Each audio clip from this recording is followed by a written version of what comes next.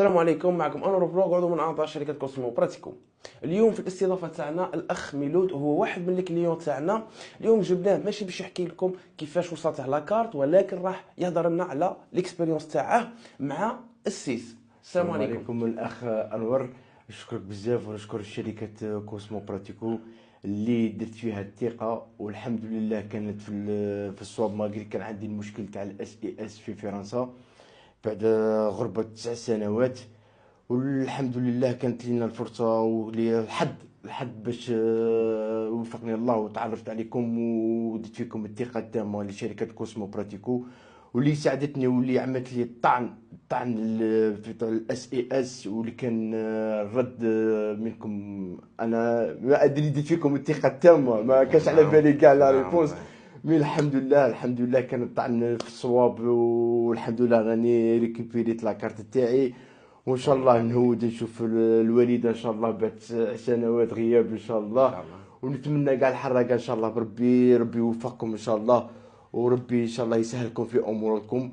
وانا نعطي نصيحه وليكم تبقى عندهم هما كفاهم الاخ انور. دوك انا نعطيهم يديروا الثقه في كوسمو براتيكو، يجوا لهنايا باش يحلوا المشكل تاعهم تاع الاس اي اس. وان شاء الله بكل توفيق ان شاء الله. نتمنى لكم التوفيق في الايام الجايه ان شاء الله ان شاء بربي الله. الاخ بارك انور. الله فيك، ربي فيك يحفظك بركه انور. الاخ ميلود، وشكرا على قبول الاستضافه تاعك، وشكرا الحمد على لله. هذه الشهاده.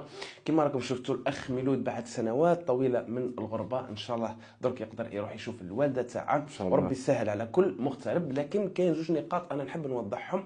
النقطه الاولى هي ان الرد، او خلينا نقول الطريقه يعني اللي ترد بها على القايمه او تدير بها الطعن تاعك، لازم تكون بروفيسيونيل.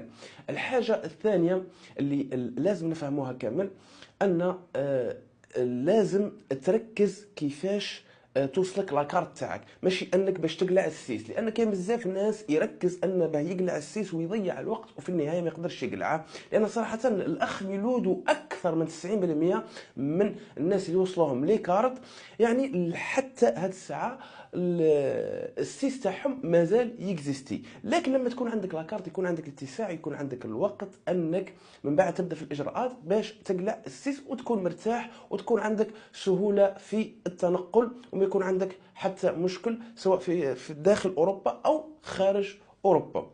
واي واحد راه عنده لو ميم بروبليم كيما الاخ ميلود، نقول لك ازرب، خلينا كلمات مهتم في التعليقات وحنا راح نتواصل معاك مباشره. ودرك بقى لي غير نشكر الاخ ميلود ونقول لك بارك الله فيك ان شاء الله، الشكر وربي انور، يحفظك على ربي قبول يحفظك هذه ان شاء الله. الاستضافه ان ميرسي شاء الله، بوكو، ولا على هذه يعطيكم الشهاده. يعطيك بون الصحه، كونتيناسيون ان شاء الله. ربي يحفظك ان شاء الله. ميرسي بارك الله بوكو. فيك. ميرسي بوكو. وكالعاده كان معكم انور فلوغ، عضو من اعضاء شركه كوسمو براتيكو. القاكم في فيديو اخر، والسلام عليكم ورحمه الله وبركاته.